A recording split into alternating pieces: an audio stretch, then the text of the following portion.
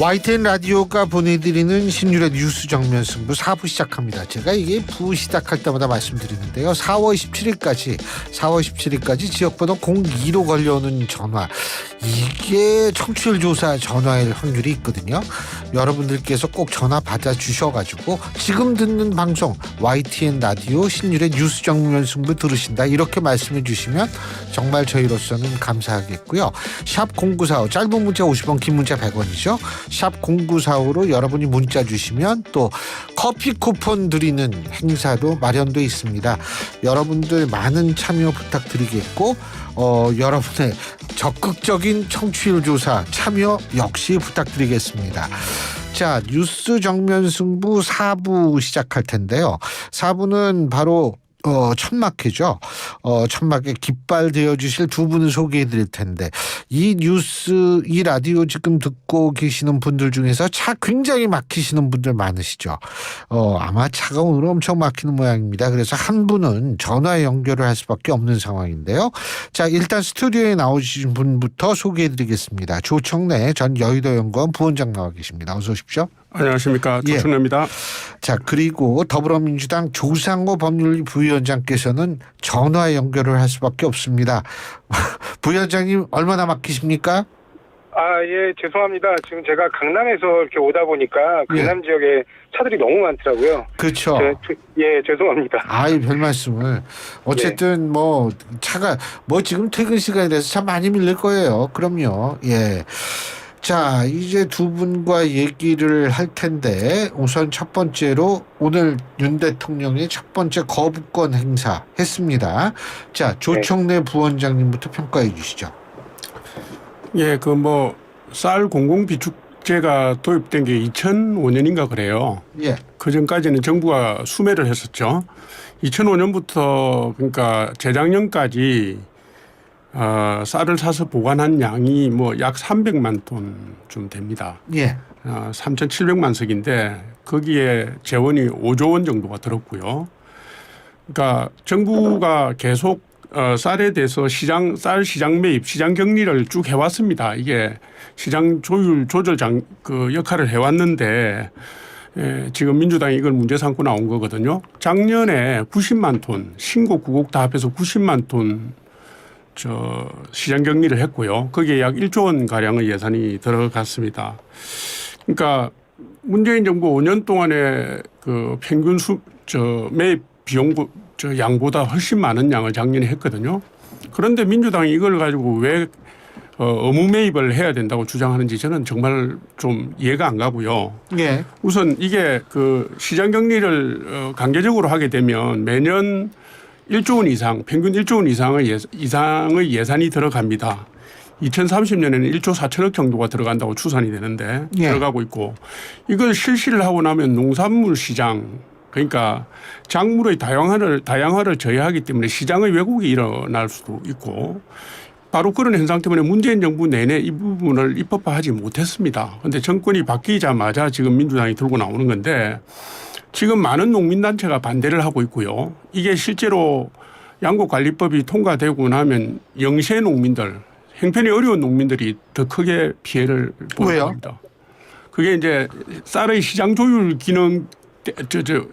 기능에 정부가 강제로 개입하게 되면 점진적으로 양이 늘어서 가격이 점진적으로 떨어진다고 보는 거거든요. 지금 한 20만 톤 정도가 초과되는데 2030년에는 이게 64만 톤 정도 초과가 된다고 보는 거고, 그 때문에 농업 환경이 점점 힘들어져서 그게 시장에 제대로 대응할 수 없는 영세 농민들이 더 힘들어진다는 게 전문가들 입장입니다. 그래서 제가 볼 때는 이런 식의 시장 왜곡 법안, 그다음에 국민들에게 부담을 주는 법안에 대해서 대통령이 거부권을 행사하지 않으면 어떤 법을 거부권을 행사하겠습니까? 제가 볼 때는 이게 마땅한 의회 견제 수단이라고 보고 있습니다. 예, 조상호 부위원장님. 좀 이해할 수가 없는 게, 사실은 자꾸 그런 말씀을 하세요. 이제 의무 수매 때문에 매년 1조 원 이상 예산이 들어갈 수 있다. 그래서 예산이 계속해서 낭비될 우려가 있다, 이렇게 말씀하시는데, 그러면서 이 부분이 오히려 농민들에게 계속해서 쌀 생산을 강요함으로써 이제 작물 다양화라든가 이런 여러 가지 선택 수단을 포기하게 한다, 이런 말씀도 하시거든요. 강요는 아니겠죠. 예.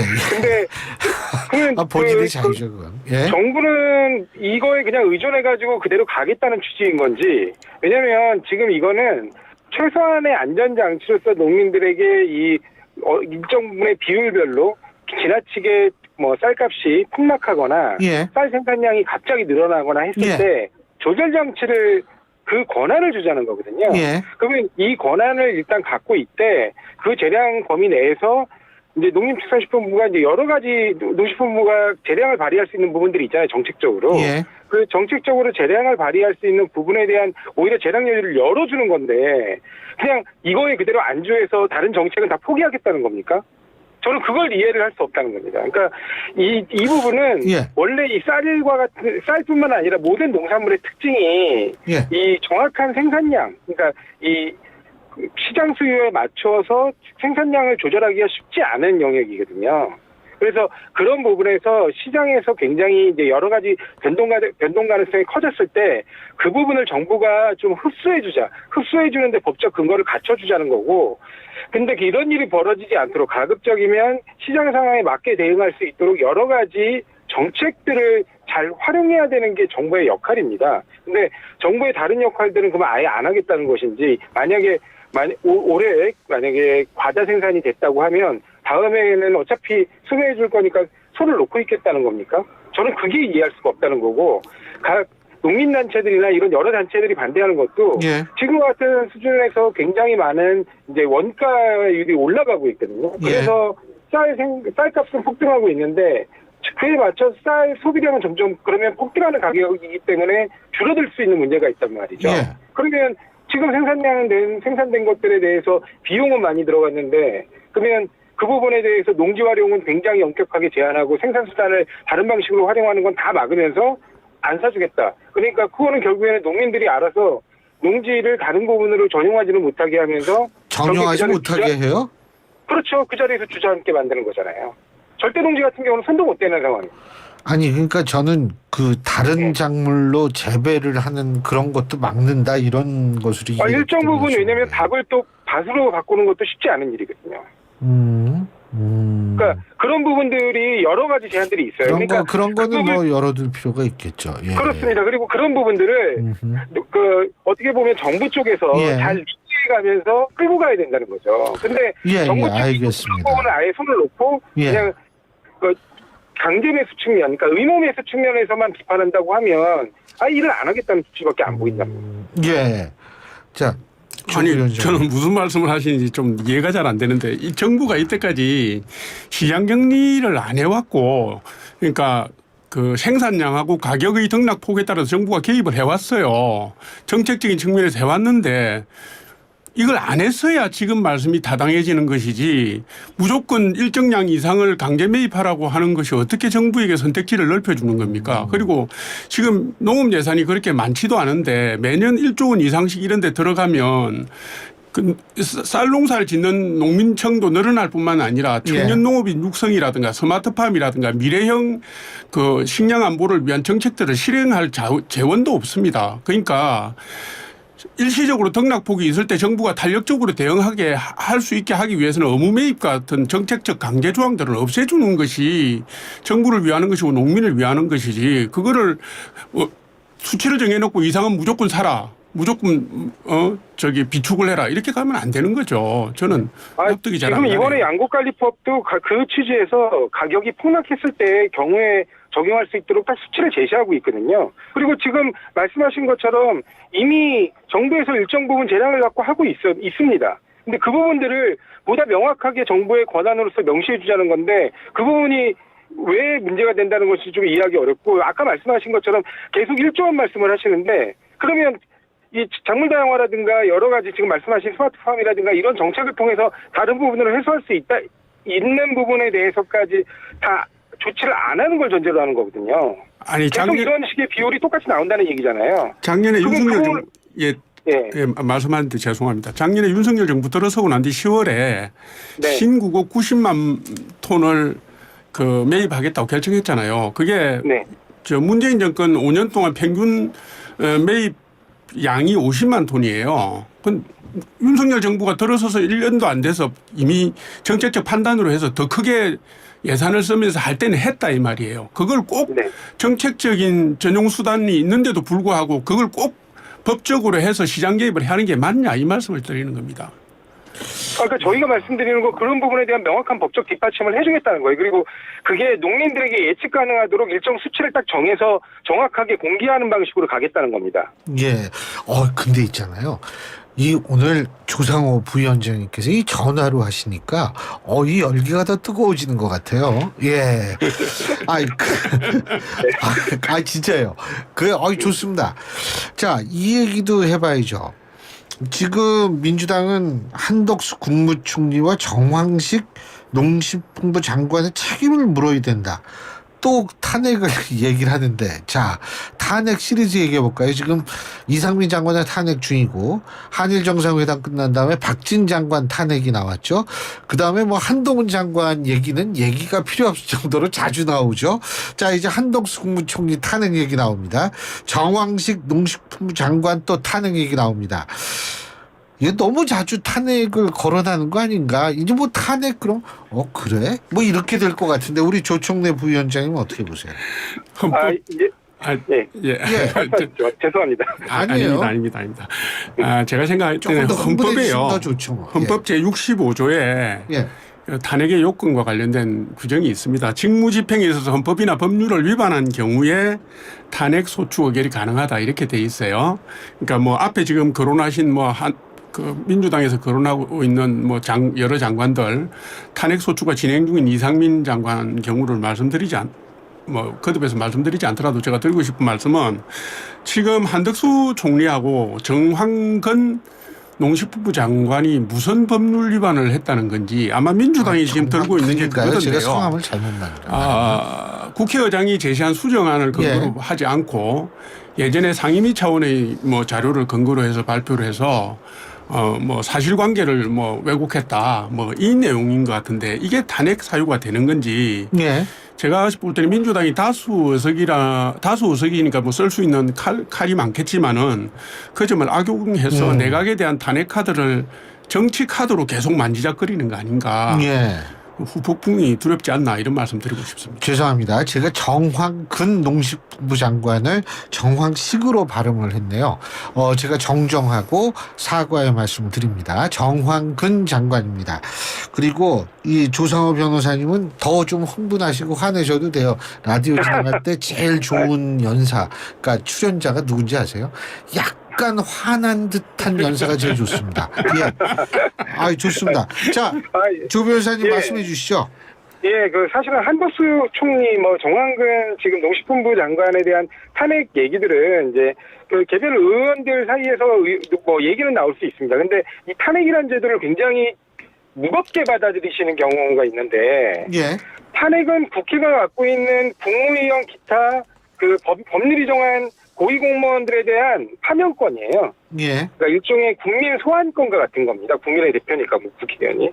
근데 단지 대통령같이 국민들이 직접 선출해서 그 고도의 민주적 정당성이 뒷받침된 사람들의 경우에는 굉장히 신중할 필요가 있다는 거죠. 그렇지만 장관이나 총리처럼 간접적 민주적 정당성밖에 확보하지 못한, 그러니까 국민들에 의해서 직접 선출되지 않은 권력에 대해서는 국민의 대표로서 문제가 있다고 하면 언제든지 그 부분에 대해서는 파면 여부를 고려할 수 있는 겁니다. 특히 한덕수 국무총리 같은 경우에 이번에 지금 문제 삼고 있는 부분은 버젓이 국회에서 연구원에 관련된 자료들을 갖다가 잘못 인용하거나 전혀 엉뚱한 자료를 마치 그 자료인 것처럼 허위 보고한 것들을 문제 삼고 있는 거거든요.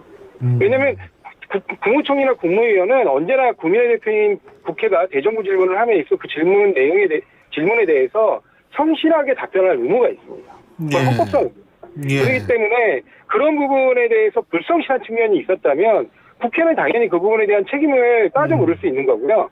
당장 지금 어떻게 탄핵을 진행하겠다라기보다는 이런 부분들을 자꾸 정부가 누적하는 부분들에 대해서 지적하지 않을 수 없다는 겁니다. 그다음에 지금 자꾸 말씀드리는 게 정부가 국회에서 이렇게 너무 고심 끝에 올린 법안 이걸 갖다가 그냥 너무 쉽게 거부권을 행사하고 하다못해 대통령께서 취임 이래 지금 거의 1년이 넘어가고 계신 상황에서도 뭐 야당 대표 한번 영수회담을 진행하지 않으시고, 그러니까 전혀 협치의 의지를 보이지 않는다는 거죠. 그렇게 되면 야당 입장에서는 야당이 갖고 있는 국회의원으로서의 권한을 다시 자제되어 행사돼야 된다. 그러니까 어느 한쪽은 전혀 권력을 자제하지 않고 있는데 국회 쪽만 자제한다고 하게 되면 이 행정부의 막강한 권한을 가진 행정부에 대해서 국회, 특히 그중에 야당이 제대로 된 정부 견제권을 행사하고 있는가, 그 부분에 대한 또 국민적 지탄이 있을 수 있습니다. 그래서 그런 부분들은 적절하게 행사하고 그 의사표시를 하는 거라고 보고 있고요. 이런 부분들에 대해서 좀 정부가 또 탄핵이냐 이렇게 얘기할 게 아니라 이 부분 자체를 좀 중하게 받아들여서 좀 더 언행에 신중하고 보고에 충실해야겠구나, 이렇게 행동해야 되는 거 아닌가 싶습니다. 알겠습니다. 조총래 부원장님. 비선출직 정무직 공무원에 대해서. 조 부원장님이 좀 약간 기가 눌리신 것 같네요. 아니, 비선출직 정무직 공무원에 대해서 탄핵 카드를 꺼내드는 게 일상적인 거라 이 말씀을 하시니까 저도 정치적으로 말씀드리겠습니다. 헌법재판소에서 탄핵 심판 소추를 할 때 구성 요건이 안 되는 걸 밀어붙였다가 기각되고 나면 그 정치적 후폭풍을 어떻게 하려고 민주당이 이렇게 하는 건지 말씀드리고 싶고요. 지금 민주당이 169석 의석을 가지고 계속 입법 독재 독주를 하는데 헌법 56조에 따라서 대통령이 국제 견제 권한으로 쓸 수 있는 것이 제2요구권입니다. 거부권 행사권인데 자기들의 권리는 주장하면서 왜 대통령이 쓸 수 있는 권리를 가지고 문제를 삼는 건지 잘 모르겠고요. 그다음에 지금 양국관리법뿐만 아니라 대통령이 거부권을 행사할 수 있다. 국민 경제나 국민의 생활에 미치는 영향이 워낙 크기 때문에 거부권을 행사할 수 있다고 보여지는 법률안을 뻔히 알면서 밀어붙입니다. 그리고 출석 과반에 과반 출석에 출석 3분의 2가 돼야 되니까 이게 제2요구가 들어갔을 때 국회에서 다시 통과시킬 방법도 사실 없어요. 그런데 왜 이렇게 하겠습니까? 결국 윤석열 대통령에게 책임을 더 씌우고 국민의힘을 몰아붙여서 정치적 심리적 승리를 하겠다, 정신적 승리를 하겠다는 거 아니겠습니까? 정책에 대한 집행의 최종적인 책임은 정부가 있습니다. 그 정부 여당이 지는 것이고요. 그 잘못된 법안에 대해서는 거부권을 행사해서 제2요구하는 게 맞죠. 그러니까요. 지금 말씀하신 대로 대통령이 헌법상 가진 권한을 전부 행사하겠다, 야당과의 협치는 그냥 접어두겠다, 이렇게 말씀하시는 거면 야당으로서도 헌법상 가진 권한을 전부 행사할 수밖에 없는 겁니다. 그렇기 때문에 해임건의 내지는 탄핵 얘기가 그래서 나오는 거고요. 만약에 정부가 이런 부분에 대해서 좀 무겁게 느낀다면 오히려 야당을 위해 협치, 그러니까 양국관리법에 관해서도 그러면 또다시 조절할 수 있는 어떤 여지가 있는 건 없느냐, 그런 부분에 대한 협상이 나서야 되는데 그냥 말을 딱 닫아놓고 있다가 들어오면 거부권, 이런 거는 국정 운영에 책임이 있는 여당 내지는 정부의 태도는 아니라고 봅니다. 알겠습니다. 자, 시간이 거진한 데서 딱 한마디씩만 듣겠습니다. 지금 민주당 의원들 일본 후쿠시마를 방문한다고 하는데 지금 어쨌든 이 일본 측에서는 만나줄 생각이 없다라는 식으로 얘기를 하는 모양이에요. 자, 이 부분 어떻게 보시는지 조총래 부원장님부터 30초씩이요. 지금 이 문제는 국제원자력기구가 11개국의 전문가로 해서 감시단을 구성해서 들어가 있고요. 우리 정부가 이 문제와 관련해서 한국 전문가들이 검증할 수 있게 해달라고 일본 정부에 끊임없이 요구를 하고 있습니다. 이 고문재인 정부 때는 일본이 국제원자력기구의 기준에 따라서 하면 문제가 되지 않는다고 얘기했어요. 그러니까 제 얘기는 국회의원들이 가서 물어보겠다는 것을까지 말씀드리고 싶지 않은데 지금 그쪽에서 거부할 게 분명한 문제를 가지고 와서 정치적 쇼하겠다는 거 아닙니까? 국익에 도움이 안 된다, 이 말씀드립니다. 조 변호사님 30초입니다. 그러니까 문재인 정부 때 당연히 한국 전문가가 참여해야 된다는 의견은 당연히 밝혔었고요.